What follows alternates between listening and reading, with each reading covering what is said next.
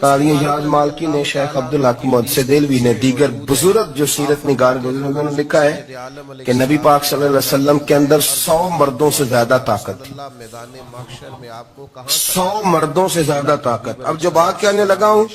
جو نتیجہ دینے لگا ہوں، اس پر خاص توجہ آپ فرمائیں گے۔ ذرا فکری طور پر، نظریاتی طور پر ایک چیز کو سمجھیے۔ ہم سمجھتے ہیں کہ جوان لڑکا ہے جی جو مرضی کرے، عمر ہے جی۔ آپ ذرا بات پر غور کیجئے گا کہ حضور صلی اللہ علیہ وسلم میں طاقت 100 مردوں سے زیادہ ہے اور حیا کواری لڑکیوں سے بھی زیادہ ہے۔ ذرا اس بات کا تقابلی جائزہ کیجئے گا کہ طاقت 100 مرد سے زیادہ ہے لیکن حیا کواری لڑکی سے بھی زیادہ ہے۔ اس کا معنی یہ ہوا کہ جس ٹہنی کو پھل زیادہ لگ جاتے ہیں وہ جھکا کرتی، تو حیا تو حسن ہے، حیا تو آپ کو پاک صاف کرے گا، حیا تو آپ کو نرالا کرے گا، انوکھا کرے گا۔ وہ ہمارے ایک دانشور ہیں، انہوں نے مضمون لکھا، کئی باتیں بڑی پسند آتی ہیں۔ وہ کہتے ہیں کہ میری اہلیہ، ان کو بھی کسی نے مس گائیڈ کر دیا تھا، حالانکہ اچھی خاتون ہے، کسی نے مس گائیڈ کر دیا، تو وہ بھی سماجی اور ویلفیئر اور یہ خواتین کو شوق ہوتا نا بننے کا، تو وہ بھی سماج کے اندر اچھا مقام تلاش کرنے کے موڈ میں آ گئی۔ تو کہ ایک دن جانا تھا تو بڑی بن سور کے میرے ساتھ وہ گاڑی میں بیٹھ گئی، تو میں گاڑی میں، عورتوں کو یہ بھی مسئلہ ہوتا ہے نا کہ ہماری تعریف کرو، تو کئی دفعہ بعد مردوں بیچاروں کو جھوٹ بولنا پڑتا ہے، تو زبردستی کراتی ہے نا جی۔ تو اس میں گنجائش بھی دی ہے شریعت نے گنجائش دی ہے کہ کبھی بیوی کو راضی کرنے کے لیے خلاف واقعہ بات کرنی پڑے تو کر لینی چاہیے، تو وہ کراتی بھی ہیں۔ 3 موقع پر خلاف واقعہ بات کرنے کی اجازت ہے، واقعے کے خلاف بھی آپ بات کر سکتے ہیں، جنگ کے موقع پر 2 لوگوں کو صلح کرانے کے لیے اور بیوی کو راضی کرنے کے لیے کر لیں کوئی ایسی بات، بے شک اپنی طبیعت پہ جبر کر کے کر لیں، گنجائش ہے، اجازت ہے۔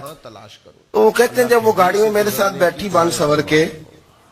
وہ تقاضا کرنے لگی کہ میں نے بڑے اچھے کپڑے پہنے ہیں پر آپ نے توجہ نہیں کرائی۔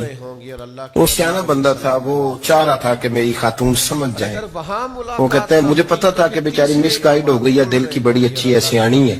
لیکن اس کو کچھ خواتین نے، کچھ لوگوں نے مل کے اس کو ذہن غلط کر دیا ہے کہ سماج میں نکلو، باہر جاؤ، کام کرو، فلاں کرو،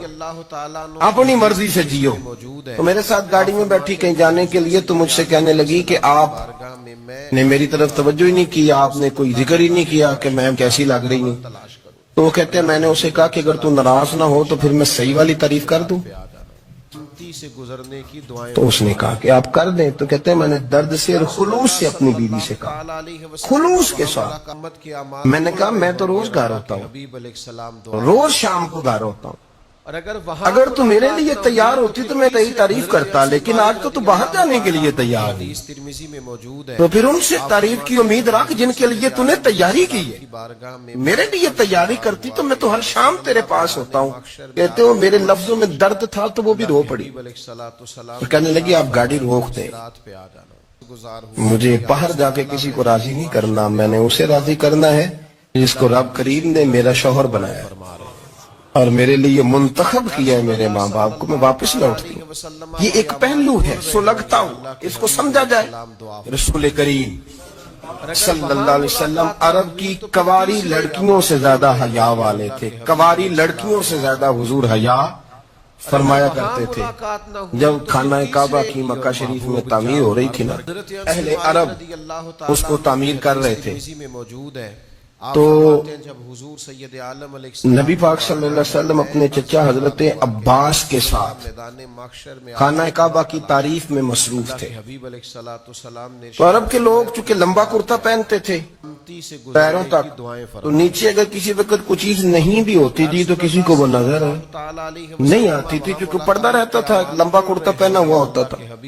تو جب بچے، سرکار کی عمر مبارک بھی ابھی تھوڑی تھی، تو اس طرح بچے جب نکلتے تو وہ کئی دفعہ اپنی تہمت اتار دیتے نیچے سے، اور کوئی مزدوری کرنے لگتے تو 3-4 طے کر کے تہمت کی کندھے پہ رکھ لیتے، جس طرح کبھی دیہاتوں میں لوگ کپڑا سر پہ رکھتے تھے کہ اوپر اگر کوئی وزنی چیز رکھیں